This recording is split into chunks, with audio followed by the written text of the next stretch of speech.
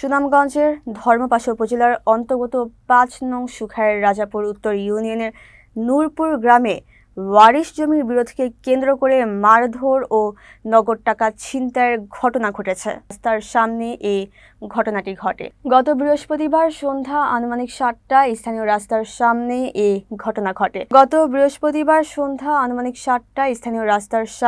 এই ঘটনা ঘটে। বাদী মাহমুদ কাজল মিয়া জানান, তার স্ত্রী সুরমা আক্তারের মায়ের সম্পত্তির ওয়ারিশ ভাগ বাটোয়ারায় নিজের অংশের জমি আনার জন্য নূরপুর গ্রামে আসেন। এ সময় আসামি কামাল মিয়া সহ অন্যান্যরা তার সঙ্গে তর্ক বিতর্কে লিপ্ত হন। পরবর্তীতে কামাল মিয়া ও তার সহযোগীরা দলবদ্ধভাবে তাকে লোহার রড, লাঠি ইত্যাদি দিয়ে মারধর করেন এবং তার পকেটে থাকা ৫০,০০০ টাকা ছিনতাই করে নিয়ে যায়। আত্মচিৎকার শুনে কাজল মিয়া ও তার স্ত্রী অটোরিকশা করে ধর্মপাশা ৫০ শয্যা বিশিষ্ট হাসপাতালে ভর্তি হন। আহতের শরীরে গুরুতর আঘাত ও রক্তপাতের খবর পাওয়া যায়। ঘটনার সাথে জড়িত আসামিরা হলেন কামাল মিয়া, পিতা মৃত শহর আলী, জাকিয়া আক্তার, স্বামী কামাল মিয়া, আশিক মিয়া, আক্তার মিয়া, পিতা মৃত শহর আলী, লাভলি আক্তার, স্বামী আক্তার মিয়া, মোজাম্মেল, পিতা কাশেম মিয়া।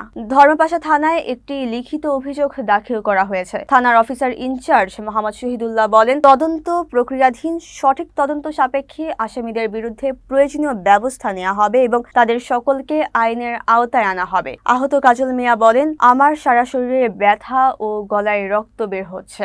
আমি আইনের কাছে আবেদন করছি সকল আসামিকে আইনের আওতায় এনে শাস্তি ও আমার ছিনতাই করা ৫০,০০০ টাকা ফেরত দেয়া হোক।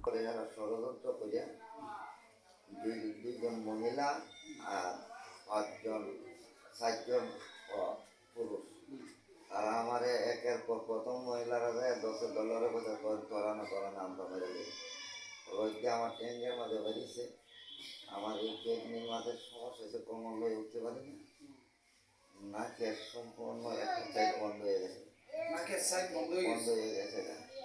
এটা রিপোর্টে আছে। আপনাকে এলোপেথারি ভাবে মহিলা এবং পুরুষে মিলে রড দিয়ে পিটাইছে। আচ্ছা, কে কে পিটাইছে আপনাকে?